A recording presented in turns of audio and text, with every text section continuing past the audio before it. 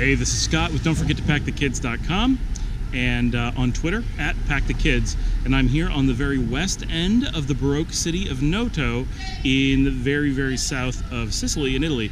And we've been here for the last 2.5, 3 months. We did a trip to Rome before we came down here, and now we've been here all winter. We're into spring. It's just first week of April. We're going to be leaving here very soon, but I wanted to talk about one of the challenges that we face as full-time travelers, and anyone traveling in Europe especially is going to find, is that there's no place in Europe that doesn't have an on-season.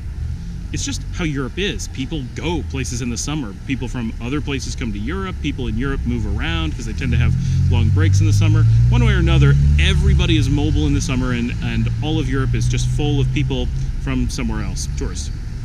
And to some degree, this makes being a tourist a little bit more acceptable because there are other Europeans in many cases, but in a lot of cases they're not as well. Or they're Americans and Brits who, the British are European, but they are more like American tourists than it would be like someone from northern Italy coming to southern Italy, for example.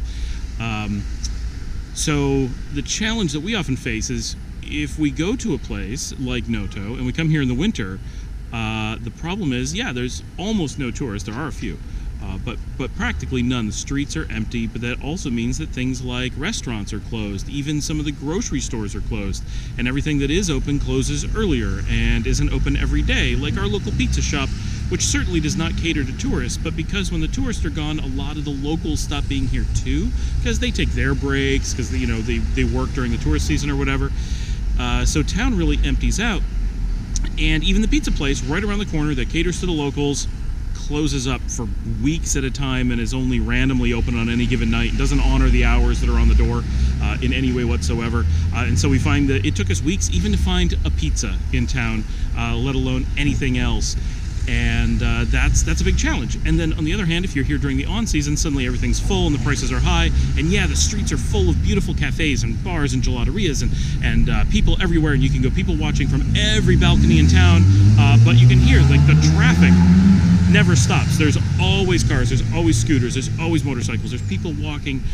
Okay, at the moment not everywhere, but quite a bit of people walking, and it's hard to get into restaurants, and you have the opposite problem. So there's this kind of balance that we're always trying to find, and of course we need to travel all year round. So we have to be somewhere during the summer, and we have to be somewhere during the winter.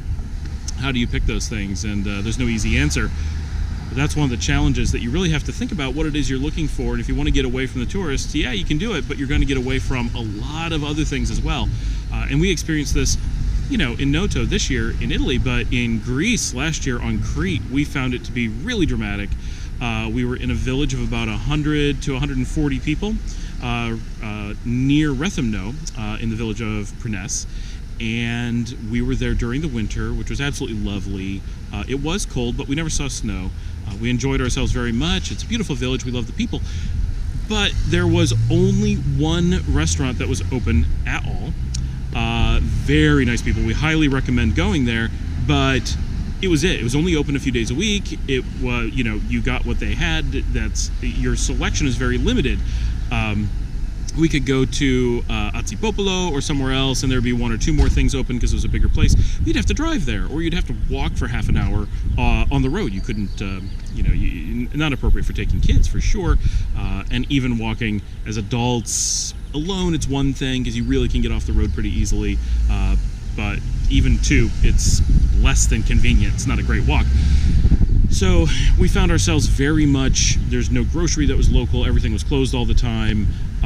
The whole time that we were there, things never opened. We saw some things starting to open, but even the locals mostly left town during the time that we were there, which makes it a little bit difficult. So that's something that really takes a lot of practice to get used to, and you really have to kind of get to know what different regions are like. Most of the Mediterranean tends to empty out and fill up about the same time. Northern Europe shares a lot of those seasonal things that are different than the Mediterranean.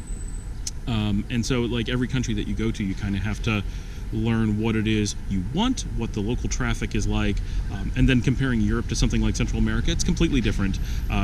In Panama, for example, they flip their summers and winters, which is very confusing, and their on-season and their off-season are not always predictable, and they're more weekly based than seasonally based. So it's just something that takes experience or talking to someone who really has a good feel for the specific area that you're looking at to figure out what's going to make sense for your style of desired travel. Thanks for joining us, and don't forget to pack the kids. Thanks for coming out and joining us here on our YouTube channel. Please like and subscribe. We really need to get the word out there that we're doing these videos, and check us out on Twitter and on our community where you can talk to us, talk to other travelers, ask questions, post advice, reviews, whatever. All right, this is Scott. Thank you very much.